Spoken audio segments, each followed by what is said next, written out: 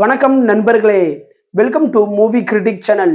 இன்னைக்கு நம்ம பார்க்க போற திரைப்படம் ரீசெண்டா தியேட்டர்ஸ்ல ராதிகா சரத்குமார் அவர்களோட நடிப்புல சிவகுமார் முருகேசன் அவர்களோட இயக்கத்துல வெளிவந்திருக்கிற தாய் கிழவி படத்தோட ரிவ்யூ பத்தி தான் தெரிஞ்சுக்க போறோம். ஒரு வயசான பாட்டிய மையமா வச்சு வெளிவந்த இந்த படம் ஒருத்தா அப்படிங்கிறத இந்த ரிவ்யூல தெரிஞ்சுக்கலாம். ஸ்கிப் பண்ணாம பாருங்க. படத்தோட கதைன்னு பார்த்தா, கருமாத்தூர் அப்படிங்கிற ஒரு கிராமத்துல ஊர் மக்களுக்கு வட்டிக்கு பணத்தை விட்டு அதை மிரட்டி வசூல் செய்யற ஒரு வயசான பாட்டியா ராதிகா சரத்குமார் இருக்கிறாங்க. ஒரு நாள் அவங்களுக்கு பக்கவாதம் வருது. ஊர் மக்கள் இவங்க எப்பதான் சாவாங்க அப்படிங்கிற ஒரு எதிர்பார்ப்புல இருக்கிறாங்க. அந்த நேரம் பார்த்துதான் ராதிகா சரத்குமாரோட 3 பசங்களுக்கு தன்னுடைய அம்மா ஒளிச்சு வச்சிருக்கிற 160 பவுன் தங்க நகை பத்திய விவரங்கள் தெரியுது.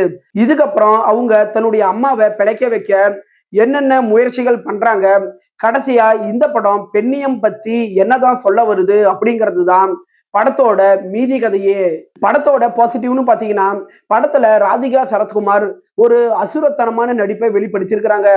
படத்தோட ஆரம்பத்துல அதிகாரம் மிக்க ஒரு பெண்ணாகவும், பாதி படத்துக்கு அப்புறம் அவங்க படுத்த படுக்கையா இருக்கும்போது தன்னுடைய உணர்ச்சிகளை கண் மூலமா காட்டக்கூடிய ஒரு பெண்ணாகவும் சூப்பராவே அவங்க நடிச்சிருக்கிறாங்க. படத்துல சிங்கம் புலி கமல் ரசிகரா இருப்பாரு. அவரு பண்ற அலப்பறைகள் நல்ல சிரிப்பை ஏற்படுத்துது.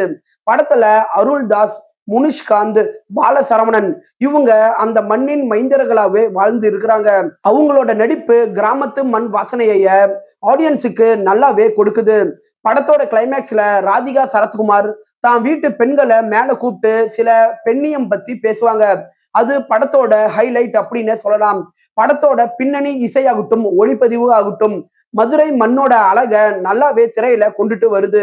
படத்தோட குறைகள் அப்படின்னு பாத்தீங்கன்னா, படத்தோட முதல் பாதியில இருந்த அந்த விறுவிறுப்பு செகண்ட் ஹாஃப்குள்ள வந்ததுக்கு அப்புறம் கொஞ்சமா குறைய தொடங்குது.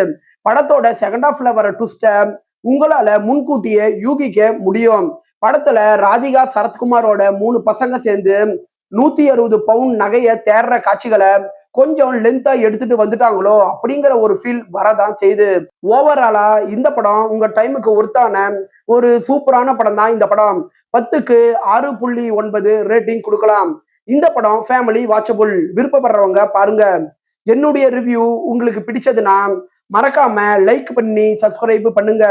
நான் அடுத்து போடக்கூடிய வீடியோஸ் மற்றும் ஷார்ட்ஸ் உங்களுக்கு உடனே வரும்.